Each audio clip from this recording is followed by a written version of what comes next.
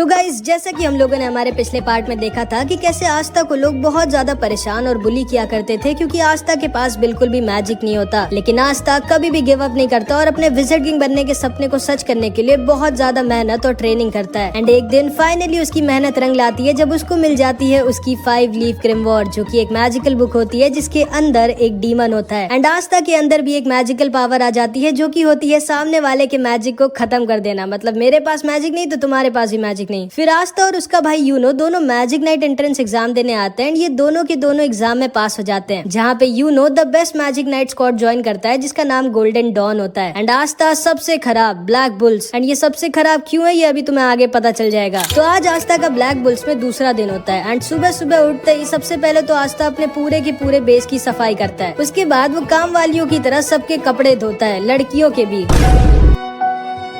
फिर ये यामी के पेट्स को खाना खिलाता है जो आज भी खाने को नहीं आस्था को ही खाना चाहते थे। एंड आस्था को ये सब काम इसलिए करने पड़ रहे होते हैं क्योंकि आस्था ने अभी अभी ब्लैक बुल्स ज्वाइन किया और वो सबसे छोटा है वहाँ पर, तो सब उससे अपना काम करवा रहे हैं। इसके बाद हम देखते हैं आस्था और सब लोग कैंटीन में बैठकर ब्रेकफास्ट कर रहे होते हैं। एंड आस्था नोएल से कहता है, नोएल तुम मेरी मदद क्यों नहीं करती हो, तुम भी तो फर्स्ट ईयर की हो। चुप रहो गधे, मैं क्यों करूँ ये सब, भूलो मत मैं एक रॉयल फैमिली की हूँ, मेरा नाम है नोएल सिल्वा। हाँ मुझे पता है तुम्हारा नाम है नोएल सिल्वा, तब से 50 बार बता चुकी हो, कम से कम मेरी थोड़ी बहुत तो मदद करो। अच्छा वैसे मैग्मा सेंपाई, अब तो मैं मैजिक नाइट बन चुका हूँ, लेकिन मैजिक नाइट करते क्या हैं? तुमको यही नहीं पता मैजिक नाइट करते क्या है और तुमको मैजिक नाइट बनना था। मैं तुम्हें समझाती हूँ मेरे प्यारे आस्था। देखो मैजिक नाइट्स का काम होता है हमारे किंगडम को सेफ रखना और लॉ और ऑर्डर मेंटेन करके रखना, और हाँ हमें बुरे लोगों के साथ फाइट कर उनको मारना भी होता है, इसीलिए मैंने मैजिक नाइट ज्वाइन किया था। बोलो ना आस्था, मुझसे लड़ाई करोगे क्या अपनी तलवार से? एंड तभी चार्मी जोर जोर से रोने लगती है क्योंकि उसका खाना खत्म हो गया होता है। और ग्लॉच आस्था से फिर से कहता है, ओए आस्था ये मेरी बहन है मैरी और इससे दूर है ना वरना मैं तुम्हें मार डालूंगा। जिसपे नोएल सोचती है ये कैसे पागलों के बीच में आ गई हूँ मैं। एंड तभी यामी वहाँ पर आ जाता है और यामी मैग्मा से बोलता है, चलो मैग्मा हमारे मिशन का टाइम हो चुका है। एंड मैग्मा यामी के साथ जाने लगता है। आस्था पूछता है, आप लोग कौन से मिशन में जा रहे हो, मैं भी चलूं क्या आपके साथ? नहीं आस्था, ये मिशन बहुत ही ज्यादा खतरनाक और रिस्की है और हम बच्चों को अपने साथ नहीं ले जा सकते। आस्था को लगता है कि ये दोनों शायद सच में किसी बहुत ही डेंजरस और इम्पोर्टेंट मिशन में जा रहे हैं, बट इनका मिशन जुआ लड़ने का होता है। ये लोग जुआ लड़ने गए होते हैं पैसे जीतने के लिए। एंड ये दोनों के दोनों नंगे बैठे होते हैं क्योंकि ये दोनों अपने कपड़े तक हार गए होते हैं जुए में। एक और राउंड लगाओ जिराया। ठीक है, लेकिन इस बार आप क्या दाव पे लगाएंगे कैप्टन यामी? अपनी चड्डी? नहीं वो मैं नहीं दे सकता, वो मेरे लिए बहुत जरूरी है। इस बार मैं दाव पर लगाऊंगा अपनी ग्रिमवॉर्ड। अरे नहीं यामी सर, आप क्या कर रहे हो? आपकी चड्डी आपकी ग्रिमवॉर्ड जितनी जरूरी थोड़ी है। चुप रहो मैग्मा, मैं हार नहीं मान सकता। एक ट्रू वॉरियर कभी भी गिव अप नहीं करता, याद रखना। और देखना इस बार मैं जरूर जीतूंगा। नहीं नहीं, मैं आपकी ग्रिमवॉर्ड नहीं रख सकता। चलिए ठीक है, इस बार अगर आप हारे तो आपको मेरा एक काम करना होगा और आपकी चड्डी भी मेरी होगी। लेकिन हाँ, अगर आप जीते तो मैं आपको आपका सारा का सारा सामान वापस कर दूंगा। ठीक है, मुझे तुम्हारी शर्त मंजूर है। ये तुमने बहुत ही बड़ी गलती कर दी जिराया। बांटो पत्ते। यामी सर की बात सुनी तुमने? अभी के अभी पत्ते बांटो और इस बार आप नहीं जीतेंगे जिराया सर। एंड ये दोनों के दोनों अपनी चड्डी तक हार जाते हैं। उसके बाद मैग्मा आस्था नोएल को उनका पहला मिशन देता है जो काम इस बूढ़े आदमी ने यामी को दिया होता है। ध्यान से सुनो आस्था नोएल, ये तुम दोनों का पहला मिशन है और ये बहुत ज्यादा खतरनाक है। तुम दोनों को सॉसी विलेज जाना होगा और वहाँ पर कुछ सुअरों को पकड़ना होगा जो गाँव वालों को परेशान कर रहे हैं। ये कैसा मिशन है? ये मुझ जैसे रॉयल पे सूट नहीं करता, ये आस्था से करवाओ। वही तो, हारे तो आप दोनों, हम दोनों क्यों जाए? तभी यामी खड़ा होता है और बोलता है, या तो तुम लोग जाओगे या फिर तुम लोग मरोगे, अब डिसाइड कर लो। ठीक है हम जाएंगे। उसके बाद मैग्मा आस्था और नोएल तैयार हो जाते हैं सॉसी विलेज पे जाने के लिए। ठीक है, तुम दोनों लोग जाओ, अपनी अपनी उड़ने वाली झाड़ू लेकर आओ, मैं अपनी झाड़ू लेकर आता हूँ। लेकिन मैं झाड़ू से नहीं उड़ सकती। मैं भी नहीं उड़ सकता सेनपाई। हैं? जब तुम दोनों अपनी झाड़ू से उड़ तक नहीं सकते तो तुम दोनों एग्जाम में पास कैसे हो गए? चलो ठीक है, अब कोई रास्ता नहीं है, तुम लोग मेरे साथ ही चलो। एंड मैग्मा अपनी मैजिकल ब्रूम दिखाता है जो की एकदम बवाल होती है। एंड आस्था एकदम फैन हो जाता है मैग्मा की झाड़ू का। क्यों अच्छी है ना ये आस्था? मेरी झाड़ू का नाम है क्रेजी साइक्लोन। बवाल है सेनपाई। एंड मैग्मा इन दोनों को उड़ाकर अपने साथ लेकर जाने लगता है सॉसी विलेज की तरफ। एंड आस्था पहली बार उड़ रहा होता है तो वो खुशी के मारे नाचने लग जाता है। वो आस्था पकड़ कर बैठो वरना गिर जाओगे। ठीक है सेनपाई। एंड आस्था नोएल को पकड़ लेता है। गधे, मुझे नहीं, झाड़ू को पकड़ो। एंड नोएल आस्था को नीचे गिरा देती है लेकिन मैग्मा आस्था को बचा लेता है। इधर हम देखते हैं सॉसी विलेज में कुछ मैजिशियंस आए होते हैं एंड उनके सामने वही सुअर आ जाते हैं जिनको ये तीनों मारने आ रहे हैं। ये सुअर इन लोगों पर अटैक कर देते हैं लेकिन ये एक अकेला मैजिशियन इन सबको बहुत ही आसानी से खत्म कर देता है। एंड इसके पास आइस मैजिक होता है। तो ये है वो जगह जहाँ पर मैजिक मैजिक स्टोन है, जाओ ढूंढो उसे। एंड उसके बाद ये आदमी इस पूरे के पूरे विलेज पे एक अजीब सा मैजिक कर देता है। थोड़ी देर बाद आस्था और ये दोनों भी सॉसी विलेज के पास वाले जंगल में पहुंच जाते हैं, जहाँ पे आस्था को एक सुअर ने घेर लिया होता है। नोएल आस्था को बचाने के लिए उस सुअर के ऊपर मैजिक अटैक करती है, लेकिन हम तो जानती हैं इसका निशाना कितना खराब है, ये आस्था को ही मार देती है। एंड आस्था के पास कोई ऑप्शन नहीं बचता एंड वो अपनी तलवार निकाल लेता है एंड उस सुअर को एक बार में ही हरा देता है। लेकिन तभी उसके सामने 3 सुअर और आ जाते हैं, लेकिन हमारे आस्था को कोई सुअर वुअर थोड़ी मार सकता है एंड ये अकेला ही उन सबको खत्म कर देता है एंड मैग्मा के साथ उनको सॉसी विलेज ले जा रहा होता है। नोएल मैग्मा से पूछती है, तो इसी विलेज के मेयर ने आपको और कैप्टन यामी को हराया था? हाँ, उस आदमी का नाम जिराया है और वो सच्ची में बहुत ज्यादा स्ट्रॉन्ग है, जुए और लड़ाई दोनों में। असल में जब मुझे मेरी ग्रिमवॉर पहली बार मिली थी तो मैंने इस विलेज पर अटैक कर दिया था, इस विलेज का राजा बनने के लिए। लेकिन फिर जिराया सर ने मेरी जो बैंड बजाई मुझे आज तक याद है। वो बूढ़े जरूर है लेकिन वो बहुत ज्यादा स्ट्रॉन्ग है और उन्होंने ही मुझे ट्रेन किया था मैजिक नाइट बनने के लिए एंड वो सच्ची में दिल के एक बहुत अच्छे इंसान है। एंड तभी मैग्मा, आस्था और नोएल सॉसी विलेज के पास आ जाते हैं, जिसको आइस ने अपने मैजिक में घेर रखा था। आज का मौसम थोड़ा अजीब नहीं है मैग्मा सेंपाई? गधे, वो मौसम नहीं मैजिक है। आस्था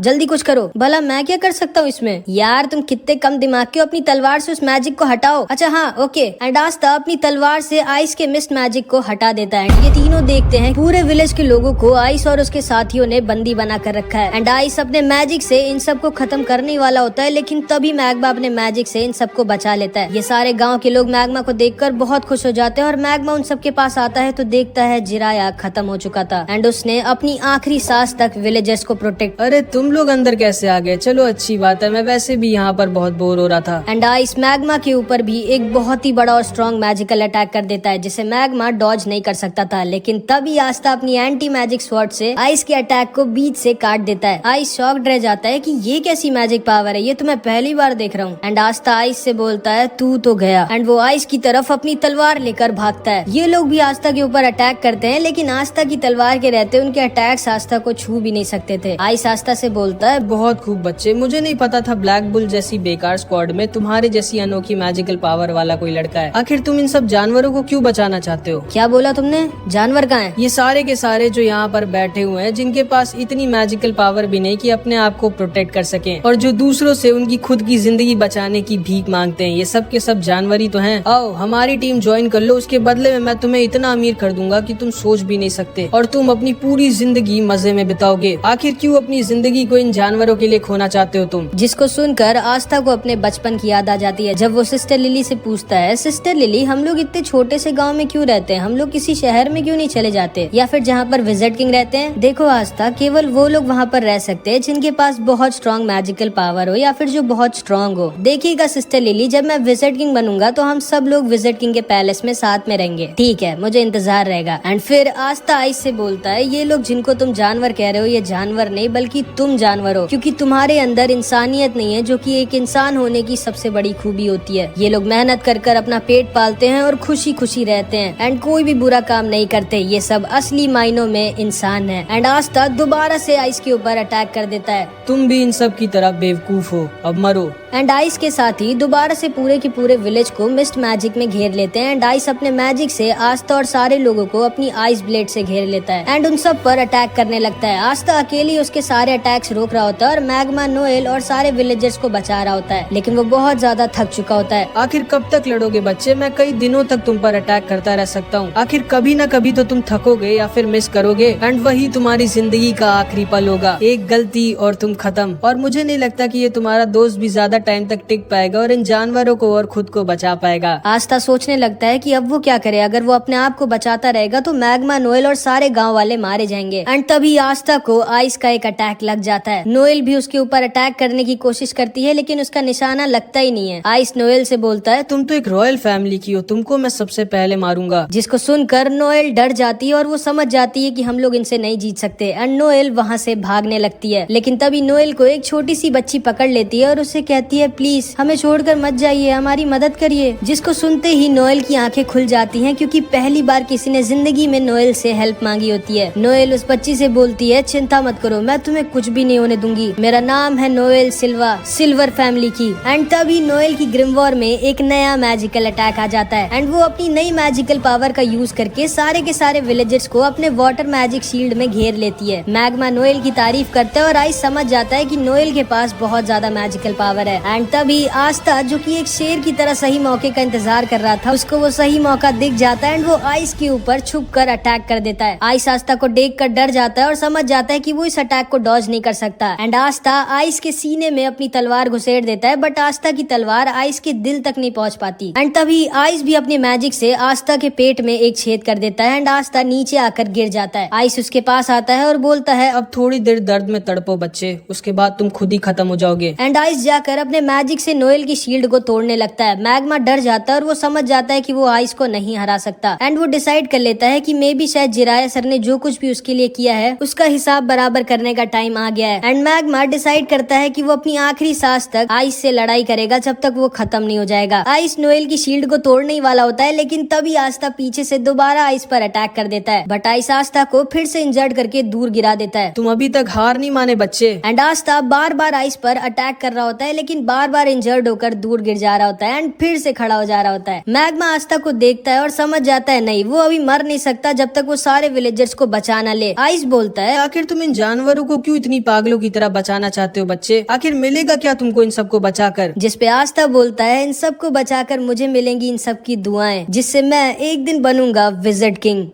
तुम जिंदगी में कभी विजिट किंग नहीं बन सकते, क्योंकि तुम्हारी मौत आज मेरे हाथों लिखी है। ओए, मैं तुम्हें दो चीज की गारंटी देता हूँ। पहली कि मैं और आस्था मिलके आज तुम्हारी बैंड बजाएंगे, और दूसरी आस्था एक दिन जरूर बनेगा विजिट किंग। एंड मैग्मा अपनी बची कुची सारी पावर का यूज कर इन तीनों के ऊपर एक फायर अटैक कर देता है, जिसको ये लोग आसानी से डॉज कर लेते हैं। मैग्मा वहीं पर गिर जाता है और आइस मैग्मा के ऊपर अपना आइस ब्लेड यूज कर देता है, जिससे मैग्मा अब नहीं बच सकता था। मैग्मा बोलता है, ठीक है आस्था, मेरे जाने का टाइम आ चुका है, इन लोगों को दिखा दो कि तुम क्या हो। एंड तभी आस्था पीछे से मैग्मा के सारे अटैक्स को डिफ्लेक्ट करके वापस इन तीनों की तरफ भेज देता है। क्या ये लड़का अपनी तलवार से अटैक वापस भी भेज सकता है? एंड वो सारे के सारे अटैक जाकर इन तीनों को लग जाते हैं एंड आइस पूरी तरह से जलने लग जाता है। आइस मैग्मा की आग को बुझाने के लिए अपने आइस मैजिक का यूज करने की कोशिश करता है, लेकिन तभी आस्था उसके ऊपर अपनी तलवार लेकर पहुंच जाता है। नहीं, मैं एक बच्चे से नहीं हार सकता। जिस पे आस्था बोलता है, रुको, अब मैं तुम्हें दिखाता हूँ कि एक जानवर क्या होता है। एंड आस्था आइस के ऊपर अपनी स्वॉर्ड से अपनी पूरी जान लगाकर अटैक कर देता है एंड आइस को वहीं पर सुला देता है। एंड इधर मैग्मा को नोएल अपने शील्ड मैजिक से बचा लेती है। ये एहसान याद रखना मेरा मैग्मा।